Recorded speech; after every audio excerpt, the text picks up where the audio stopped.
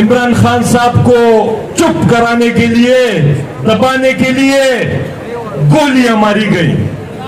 ایک کارکن ہمارا شہید ہوا, 11-12 لوگ اور زخمی ہیں.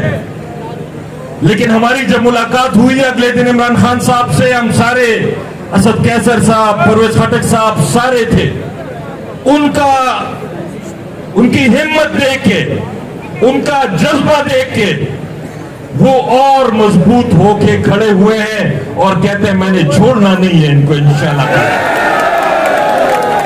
وہ کھڑا ہے, کس کے لیے کھڑا ہے؟ اپنے لیے نہیں, ہمارے لیے, آپ کے لیے, آپ کے بچوں کے لیے, پاکستان کے مستقبل کے لیے کھڑا ہے. آپ نے ان کے ساتھ کھڑا ہونا ہے, اور جب وہ اسلام آباد کی کال دیں گے انشاءاللہ, یہ وعدہ کرے, یہ وعدہ کرے, یہ وعدہ کرے کہ ہم سارے عمران خان کے ساتھ اس امپورٹڈ حکومت کے خلاف مل کے اسلام آباد پہنچیں گے اور وہاں کھڑے رہیں گے انشاءاللہ. بہت شکریہ.